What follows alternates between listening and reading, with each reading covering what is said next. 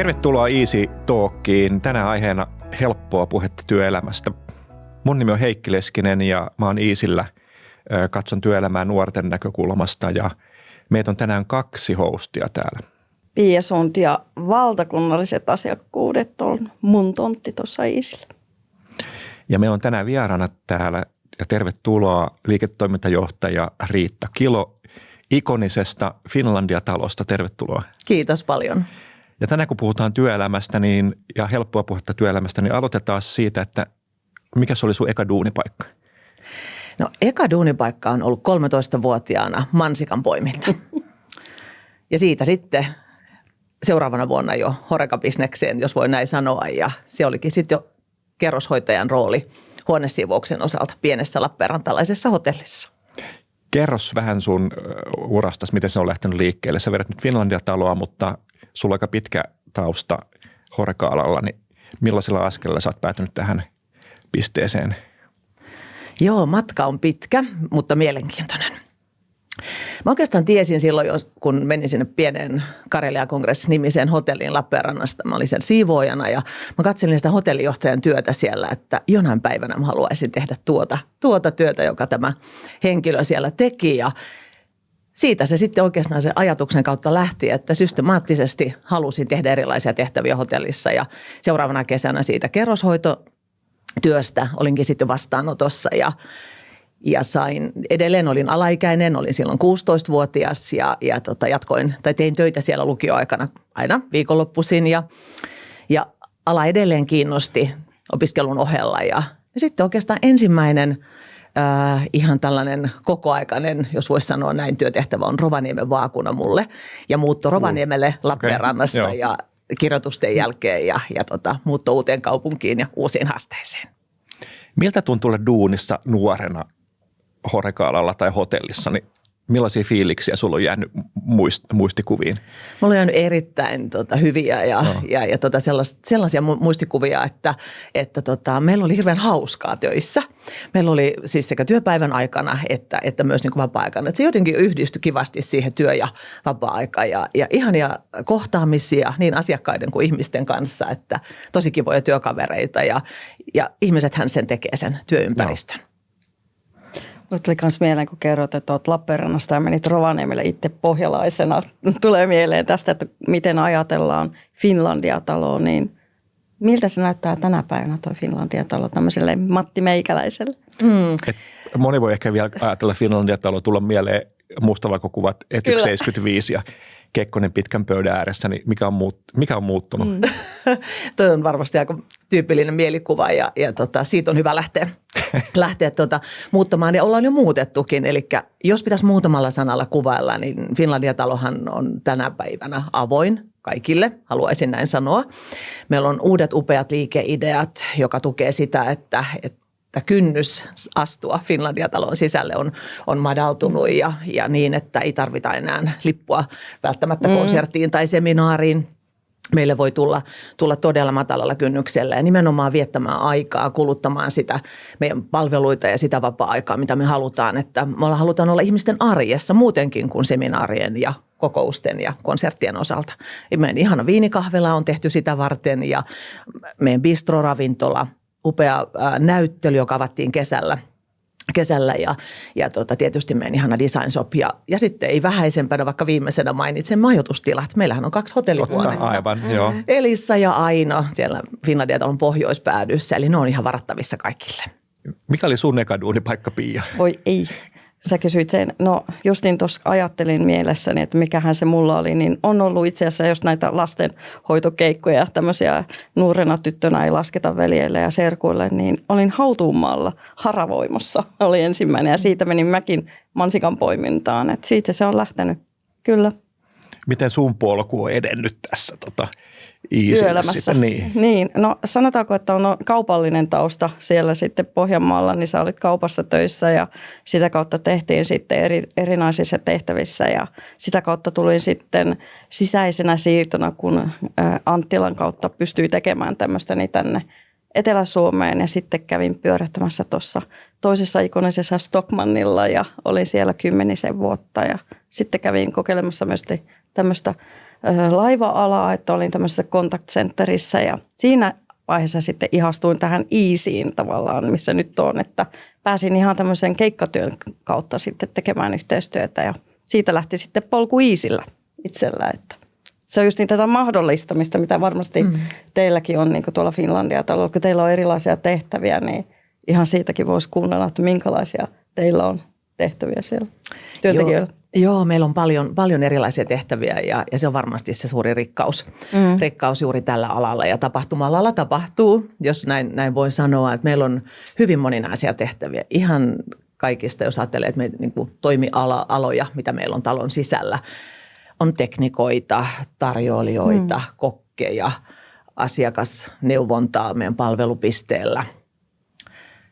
Siivoustoiminto tällä hetkellä on ulkoistettu, mutta että me tehdään tosi paljon niin kuin yhteistyötä meidän hyvien yhteistyökumppaneiden kanssa, jotta me saadaan se kokonaisuus sieltä hyvin asiakkaalle näkyväksi, että moninaisia tehtäviä kyllä. Ja paljon teillä on nuoria duunissa? On meillä paljon, mutta on vaikea kysymys, että kuinka monta, mutta kyllä mä sanoisin, että ainakin siitä avauksesta, mikä tehtiin tosiaan Easyn kanssa, että meillä oli mahtava määrä hakijoita ja saatiin valita sieltä parhaat päältä, niin kyllä meillä varmasti on semmoinen, jos puhutaan nuorista alle 30-vuotiaista vaikka tässä kohtaa, niin kyllä semmoinen 1/4 meidän henkilökunnasta on alle 30-vuotiaita. Sanoisin näin. Ja nyt kun on uusi Finlandia-talo, uusi tarina, niin mikä on se tavallaan value proppi, mitä te työnantajille, työntekijöille, niin annatte, että mitä te lupatte työntekijöille? Mikä on se Finlandia-talon taika tai magiikka, miksi sinne kannattaa tulla duuniin? No mä sanoisin, että semmoinen moninaisuus ja moniosaaminen. Joo. Me halutaan antaa mahdollisuus kaikille, ketkä haluavat tehdä enemmän meillä töitä ja siinä mun mielestä piilee se rikkaus, että meillä voi tehdä ja saa tehdä ihan omasta halusta, intressistä lähtien moninaisia tehtäviä. Me oikeastaan tykätään siitä ajatuksesta, että henkilö tulee johonkin toimenkuvaan ja sitten me voidaan siinä ajan saatossa katsoa, että miten työntekijän intressit ja miten meidän intressit kohtaa ja sitä kautta lähteä kehittämään myös niitä urapolkuja. Musta te pelaatte tosi tärkeää roolia, kun miettii nyt nuorten näkökulmasta, niin moni sellainen tyypillinen nuorten aloituspaikka tai aloituspaikat katoaa tekoälyn automatisaation johdosta, niin teidän tyyppiset työnantajat on niitä, jotka tarjoaa ekoja työmahdollisuuksia nuorille ja sitä kautta myös, että mihin suuntaan sitten oma polku lähtee menemään. Niin sillä tavalla todella tärkeää roolia pelaatte.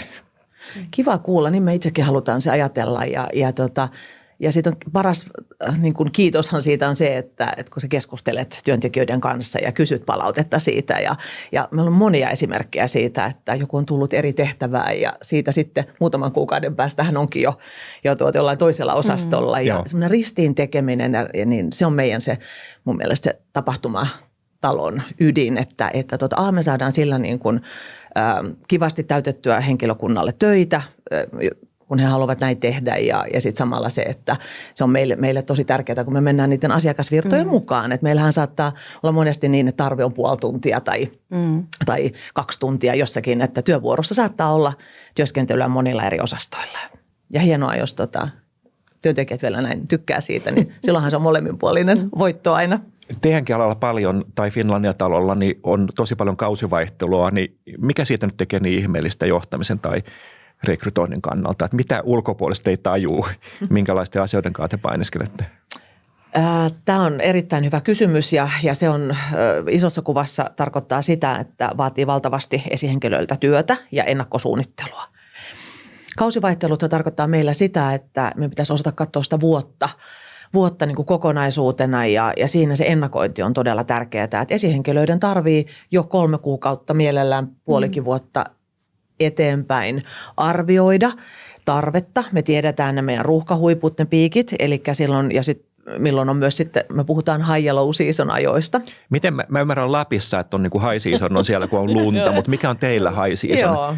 No meillä high season on nyt juuri parhaillaan, eli esimerkiksi marraskuu, niin just se, aivan oikein, joo. Ja myös toukokuu erittäin hyvä kokousten, kongressien aika. Eli näihin tiettyihin kuukausiin, että meillä on ennakkotietoa aikaisemmista, me pystytään hirveän hyvin kyllä niin kuin lukujen valossa ja mielessä budjetoimaan ja ennustamaan myyntiä, mutta tämä vaatii esihenkilöiltä tosi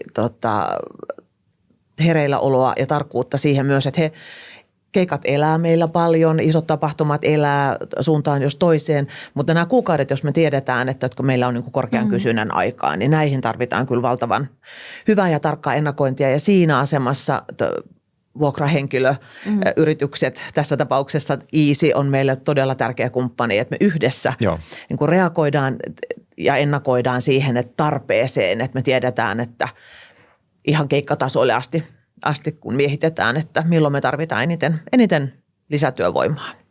Ja sitten puhut hyvin, kun tästä tulee näitä kausivaihtoja, niin äärimmäisen tärkeäksi palataan taas siihen perehdyttämiseen. Niin millä tavalla se perehdyttäminen tuommoisessa kiireessä sitten onnistuu? Se on haasteellista, mutta se on tehtävissä ja tästä me ollaan paljon puhuttu meidän esihenkilöiden kanssa myös, että mikä on se minimitaso, millä tavalla ja mikä se tehtävä on. Tässä on oikeastaan kaksiosainen ehkä ajatus, että mitä tehtävää henkilö tulee suorittamaan, kuinka hyvin hänet pitää siihen tehtävään perehdyttää, lähteä ihan siitä, mutta pääsääntöisesti meillä on aina tämmöinen kokenut henkilö tahtotilana perehdyttämässä mukana siinä, että uusi henkilö ei tietenkään voi jäädä siihen yksin eikä voi tietää, vaan silloin kun hänellä on turvallinen olo menestyä, pärjätä siinä tehtävässä, kun hänellä on tuttu konkari siinä tai ainakin enemmän osaava paikalla. Et vaatii myös sitä että meillä on tämmöisiä briefejä henkilökunnalle ennen kuin keikka alkaa ja tilaisuus alkaa, että tämä on oleellinen osa sen asiakastilaisuuden onnistumista. Sä puhut aikaisemmin, että asenne ratkaisee, niin mä luulen, että uudelle työntekijälle asenne on todella tärkeä kriteeri, koska vähän niin kuin pikkasen heitetään kylmään veteen tai syvään päähän. Vaikkakin autetaan tietenkin ja perehdytetään, mutta siihen ei voi käyttää viikkotolkulla tämmöisissä niin kuin sesonkia tasaavien työntekijöiden osalta varmaan. Pitää tosi nopeasti päästä kärryille ja myöskin pystyä soveltamaan. Se on juuri näin ja sen takia juurikin. Ja sitä pitää sietää sitä epävarmuutta ja vähän nauttiikin siitä ehkä. Kyllä ja tässä se asenne ratkaisee juurikin niin, että ollaan joskus vitsailtukin vähän sanottu, että persoonapeliin ja nimenomaan se asenne ratkaisee, että jos on halua ja tahtoa, niin useimmiten sillä pärjää. Mikä on niitä isoja johtamiseen tai esihenkilötyöhön liittyviä kysymyksiä, joihin erityisesti pitää kiinnittää huomioon ja painottaa sen tyyppisessä työympäristössä, mikä Finlandia-talokin on? Esihenkilötyö nousee kyllä tosi tärkeäseen rooliin. Joo. Eli kuunteleminen, opastaminen, perehdyttäminen, ajan ottaminen sille nuorelle tai vähän vanhemmallekin työntekijälle, se ei ole mun mielestä ikäkysymys. Se on johtamiskysymys siinä, että ihmiset haluaa tulla kuulluksi ja nähdyksi ja meillä on kyllä tosi tärkeää meille esihenkilöille ja puhun ihan nyt yleisellä tasolla esihenkilötyöstä, että se pysähtyminen ja miettiminen, että missä me nyt ollaan ja mihin me halutaan mennä. Ja se tavoitteiden kertominen ääneen. Joo. Mun mielestä on tosi tärkeää, että jokainen ihminen tietää, että on vähintään mun mielestä, mitä pitää painottaa, että henkilö tietää, että mitä tehtävää hän on tullut tänne tekemään ja miksi. Eli tavallaan se vähän lyhyen ja pitkän tähtäimen niin kuin visio ja on tosi tärkeää, että työ pysyy sillä tavalla mun mielestä merkityksellisenä. Tämä on hyvä pointti. Kun me tehtiin vuosi sitten Easyllä tutkittiin perehdytystä nimenomaan nuorten näkökulmasta, niin suurin toive, mikä oli perehdytykseen liittyen, että mitä toivoisi enemmän, niin on juurikin näitä asioita. Eli tukea siihen, että missä minä olen hyvä ja mikä voisi olla se oma polku. Mutta odotukset, että liian monessa organisaatiossa edelleen perehdytys on sitä, että tuossa on työkalut ja ryhdy hommiin. Ja sitten on ollut epäselvää, että mitä minulta odotetaan, mihin minä voin kehittyä täällä.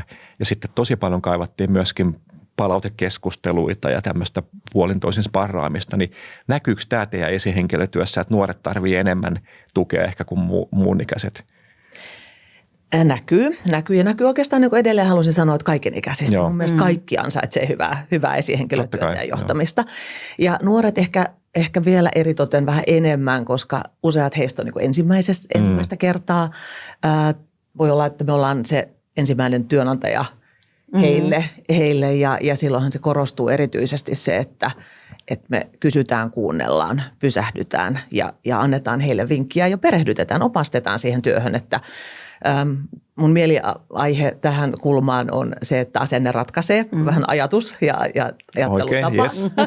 Koska ei kaikkea tarvitse osata heti, vaan että jos sulla on oikea asenne, niin sillä mun mielestä ja oikealla tavalla ruokittuna, että me ollaan paljon vartijoina, esihenkilöinä kyllä. Siihen, että mä jopa uskaltaisin väittää, että ajatellaan nuoren vaikka työuraani, niin sillä ensimmäisillä esihenkilöillä on valtavan suuri merkitys sillä, että mihin henkilö ehkä kykenee pääsee. Että nähdäänkö me ne kyvykkyydet, ollaanko me valmiita tarjoamaan heille sitä työtä, mihin he kykenevät ja pystyy. Ihan mielenkiintoista sanoa tuossa, että justiin, että kyllähän sitä perehdytystä tarvii muutkin kuin pelkästään nuoret, niin mielenkiintoista. Teillä on paljon henkilökuntaa, niin miten tämä diversiteetti menee teillä niin kuin tavallaan niin kuin nyt, kun on paljon alanvaihtajia, koronan mukaan varmaan tullut, niin ei aina ole nuori, vaan osaatko sanoa, mikä teillä on se diversiteetti näissä iässä? Meillä on varmasti aika kiva suhde niin kuin eri-ikäisiä ihmisiä ja se on myös se rikkaus.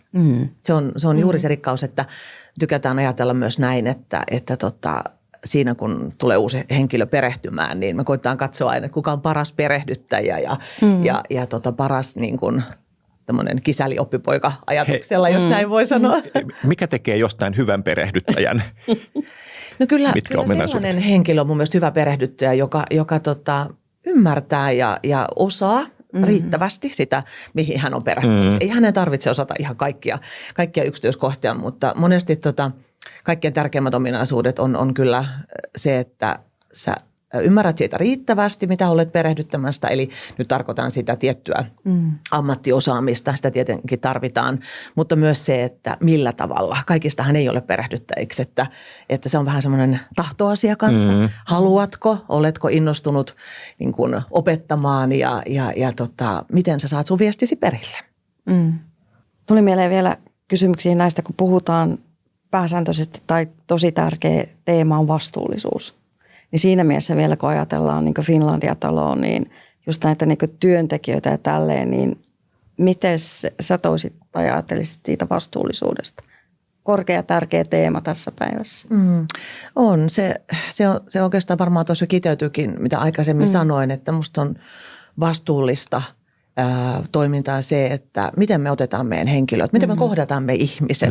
Tykkään ajatella sitä ihmisten kautta ja sitä kautta syntyy se mielikuva ja tosi tärkeää mun mielestä työnantajan mielikuvassa ja brändimielikuvassa on se, että miten työntekijät meillä viihtyy. Ja mehän sitä kysytään ja mitataan erinäköisillä mittareilla, mutta kyllä mä sanon siltikin, että kyselyt on hyviä, mutta ihan se arjen tekeminen ja arjessa oleminen ja yhdessä tekeminen on se, koska se heijastuu sitten sinne asiakkaalle suoraan ja ei ole niin kuin musta erillinen asia, vaan että ei voi olla korkeata asiakastyytyväisyyttä, jos ei ole hyvää työntekijä tai työntekijäkokemusta, niin nämä kulkee käsi kädessä ja niihin me halutaan myös jatkossakin panostaa entistä enemmän. Sulla kun on pitkä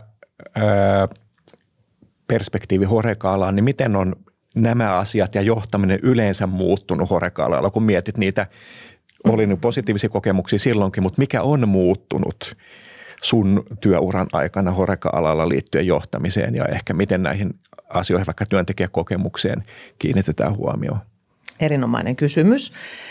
Ajattelen, että esihenkilöt on enemmän tällaisia coacheja ja valmentajia, että eihän enää tänä päivänä johdeta, kun on joskus aikaisemmin johdettu ja hyvä niin, että ajat on muuttunut, koska ajattelen, että ihmisistä saa ehdottomasti parhaan irti niin itsestä kuin muistakin, että sillä hyvällä johtamisella sillä, että ollaan avoimia ja rehellisiä sille tilanteelle, kerrotaan ne tavoitteet reilusti ja iloitaan onnistumisesta. Mun mielestä se on yksi semmoinen jos miettii, miten esihenkilötyö on muuttunut. Että ennen ei iloittu onnistumisista vai?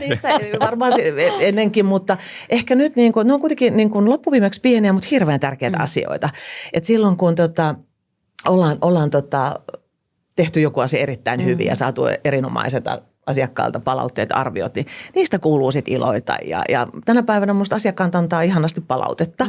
Eli me saadaan kohdistettua erittäinkin hyvin siihen ja sitten sitä pitää juhlia sen tiimin Tuleeko kanssa. myös positiivista palautetta spontaanisti? Tulee.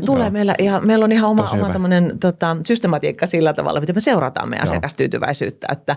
Että se pyritään kertomaan niin pian kuin mahdollista heti niille ihmisille ja niin, että musta se on semmoisen merkityksellisen työn yksi elementti, että kaikki on tietoisia siitä, että mitä meillä menee ja tärkeintä on myös niin kuin osata korjata niitä asioita. Aina tulee sitten totta kai molempia tarvitaan ja molempia palautteita tulee, mutta se, että me opitaan erheistä, jos on joku prosessi, mikä vaatii korjattavaa, mutta tärkeintä on se, että me tiedetään sitten, että mitä me tehdään toisin seuraavaan kertaan. Tähän on vähän suomalaisen semmoinen ongelma, että osataanko antaa palautetta tai ottaa palautetta vastaan, niin miten se niitä osaako sä ottaa palautetta sillä lailla vaikka positiivista itselle? Mehän ollaan vähän semmoisia kainuvienoja, että molempiin suuntiin on sitten positiivista tai negatiivista, niin se on vaikeaa. Kyllä. Joo, osaan, mutta se on vaikea laji kyllä. En väitä, että ihan niin kuin varmasti kukaan meistä täydellisesti osaa, mutta sitä voi oppia. Ja mä oon koittanut myös nuorille esihenkilöille myös sitä korostaa ja tuoda että se on ainoa keino, kun palautehan on lahja. Kyllä. Palaute on lahja niin sitten työkaverilta, kollegalta, esihenkilöltä, asiakkaalta, keneltä vaan. Eli sehän pitäisi olla semmoinen asia, jota me halutaan saada ja jossa me voidaan niin kuin oppia ja kehittyä niin antajana kuin saajana. Mä oon miettinyt rakentavan palautteen vastaanottamista ja antamista, niin siinähän on kriittistä, että on luottamusta, että luottaa ja kunnioittaa sen toisen arvostelukykyä, jolta sitä palautetta tulee. Mutta myös olisi niin kuin yhteinen jaettu ajatus siitä, että mihin me olemme pyrkimässä tässä, että miltä erinomainen näyttää. Ja me oltaisiin siitä samaa mieltä, jolloin se palaute ei ole vaan tämmöinen niin kuin jostain takavasemmalta tuleva ihan irrallinen, että sä olit nyt huono tossa, vaan että jotta pääsemme tähän erinomaisuuden tasolle, johon me molemmat haluamme, niin minä nyt annan sinulle juurikin sen lahjan coachaamista siihen liittyen. Ja mitä juhlallisemmaksi sen tekee, niin sitä vaikeampaa se on tietysti, että jos se on vaan niin kuin kerran vuodessa palautekeskustelussa siinä lomakkeen kohdassa 5, vaan että nimenomaan kynnys olisi mahdollisimman alhainen arjessa antaa sitä spontaanisti.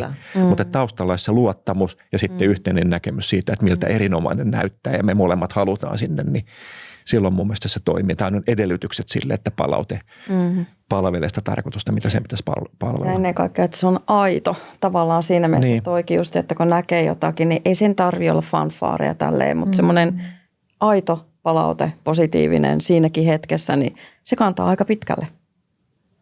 Kyllä, tärkeä osa. Tärkeä osa esihenkilötyötä ja tärkeä osa sitä arkea siellä työyhteisössä ja todella kun sanoit, että kantaa pitkälle ja se on todellakin merkityksellistä ihmiselle. On. Onko sulla jäänyt joku omalta uran ajalta joku positiivinen palaute, joka on jäänyt mieleen ja jolla on ollut vaikutusta siihen, miten sä näet oman polkusi tai itsesi työelämässä? Tuleeko mieleen? Mulle tulee sieltä ihan nuoruusvuosilta mieleen. En tiedä, oliko se positiivinen vai rakentava, mutta kerronpa se nyt kuitenkin. Mä olin Rovaniemen vaakunnassa töissä ja nuorena esihenkilönä ja siinä vastaanotossa ja meillä oli pitkät jonot ja siinä aamuruuhka käsillä ja mulle tuli sitten, yritin olla tietysti hurjan tehokas siinä kohtaa ja vastailla puhelimeen ja kaikkea tehdä yhtä aikaa siinä. Sitten mun kohdalle tuli siihen mieshenkilö ja se katsoi mua siinä hetken ja sanoi mulle, katso silmiin, että kuule sie etelän tyttö, meillä on täällä päivät peräkkäin, ei päällekkäin. Mä repesin nauramaan, kaikki mun kollegat repesi nauramaan ja hän tarkoitti sen positiivisesti. Nimenomaan. Olla liian tehokas siinä, tehdä kaikkea yhtä aikaa. Mutta se on jäänyt mulle mieleeni opettavaisena, että aivan ihana palaute. Mä kiitin häntä siitä. Mä sanoin, että kiitos palautteesta ja mä muistan sen vieläkin. Mä olin 20-vuotias silloin. Aivan loistavaa. On, kyllä. Onko sulla, Heikki, jotain nyt kun kysyin, mä kysyn nyt sulta saman kysymyksen, että muistatko jonkun, mikä on jäänyt päällimmäisenä sulla semmoinen, mikä kantaa pitkälle palaute? Muistan ja itse asiassa aika niin kuin läheltäkin kollegani Iisillä sanoi, että arvostan sitä selkeyttä, jolla kommunikoit asioita ja itselle se tulee yllätyksenä tai tuli yllätyksenä, kun ehkä siinä kontekstissa sitä niin miettinyt. Mutta se on jäänyt mieleen ja ei ehkä välttämättä pelkästään mitä sanottiin, vaan myöskin miten sanottiin. Ja että siinä miten sanottiin, niin siinä oli välittämistä ja kunnioitusta ja arvostusta ja se oli ehkä se tunne ja se tunne jäi mieleen. Ja näitä ihan liian vähän itse muistaa antaa toisille. On, ja sitten taas tuosta, kun muistamisesta puhutaan, ja esihenkilötyöhän on yksi tärkeimmistä, niin kun miettii, että senkin muistaa parhaiten, että miten itse on kohdannut jonkun, vaikka esihenkilö on se ollut hyvässä tai huonossa, että miten itse muistaa sitten, kun toimii esihenkilönä. Tulisiko sinulle siitä jotakin semmoista konkreettiaa mieleen? Toi on hyvä kysymys.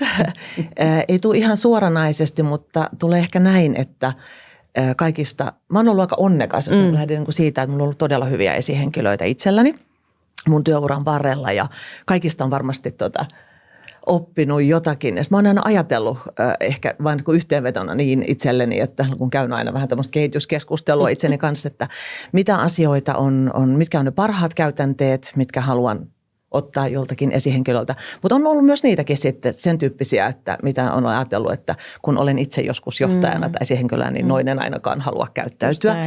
Että ehkä se on ollut tämmöistä itsepohdintaa. Nyt en muista ihan, tai ei tule mieleen semmoista ihan yhtä esimerkkiä, mutta näihin vuosiin, näihin munkin työvuosiin mahtuu monenlaisia kohtaamisia, mutta täytyy kiteyttää vielä ja sanoa, että mä oon ollut tosi onnekas. Mulla on ollut hyviä esihenkilöitä mua sparraamassa ja ohjaamassa ja vienyt eteenpäin. Hei, palataan vielä noihin kohtaamisiin. Tämä esimerkki, minkä sä kerroit sieltä vaakunasta. Niin itse olen miettinyt sitä, kun käy paljon kahviloissa, niin että mistä syntyy semmoinen hyvä kohtaaminen. Jotenkin itsestä tuntuu siltä, että silloin kun ihminen tulee paistaa läpi sieltä skriptin tai sen opetetun läpi, niin siitä syntyy ja se ihmisten välinen kohtaaminen ja se, joka on siellä toisella puolella asiakaspalvelijana, niin jotenkin myöskin avaa itsensä, syntyy kahden ihmisen välinen dialogi siitä, mitä tehdään, mutta myöskin muutenkin. Että tavallaan hyvä asiakaspalvelu voi ajatella myöskin tulee siitä, että auttaa ihmistä näyttämään oman itsensä juuri sellaisena kuin on. Ei vain sitä, että Finlandia-talon voi tulla juuri sellaisena kuin on asiakkaana, vaan myöskin työntekijänä. Mitä mieltä sä oot tuosta ja ootteko te tällä tavalla tai millä tavalla te rakennatte hyvää asiakaspalvelua, tämmöistä kohtaamisen taitoa tai kyvykkyyttä? Olen täysin samaa mieltä ja musta tässä on olennaista se, että jokainen saa olla siinä hetkenään, kun on asiakaspalvelussa juuri omana itsenään. Ja ehkä se, että se aitous tulee siitä, että sä uskallat olla omana itsenään, niin tarkoittaa myös sitä, että sulle osoitetaan arvostusta, luottamusta siihen tehtävään, mitä sä teet ja sua sparrataan ja coachataan siihen hyvin, että se on vähän kuin peili, eli se, että miten asiakas kokee ne tilanteet, ja mä oon aina sanonutkin, että nämä on varmaan sellaisia taitoja, mitkä voi kehittyä ja oppia, mutta aika paljon on myös semmoista sisäsyntystä, että se sun luonnehan vaan vahvistuu ehkä valitettavasti tai hyvässä niin kun ikä tulee enemmän, mutta että pääsääntöisesti on juuri näin, että kun sä pystyt luonnollisesti olemaan siinä tilanteessa, kun palvelet asiakasta ja me sitten työnantajana monesti ja halutaan tukea sitä. Toki annetaan raamit ja ohjeistukset, mutta kyllä meillä on hirveän tärkeää, että meillä saa näyttää sen oman persoonansa ja ei ole mitään valmiiksi kirjoitettuja skriptejä, että tällä tavalla meillä palvellaan. Asia voi olla ja se, että miten kukakin sen asian aina sisäistää, niin sitten sehän paras tulee ulos, kun se työntekijä saa sen näyttää omilla taidoilla. Se on vähän sama kuin kysyy jossain työntekijöiltä, että mikä on teidän missio. Niin tuleeko semmoinen niin kuin huonosti ulkoa opetellusti yrittää sanoa sen niin kuin se on kirjoitettu jonnekin tai arvot vai syntyykö pilke silmäkulmassa ja omin sanoin tulkitsee sitä. Niin se tulkitseminenhan kertoo siitä, että olen sisäistänyt sen ja olen innostunut siitä ja kerron sen omin sanoin.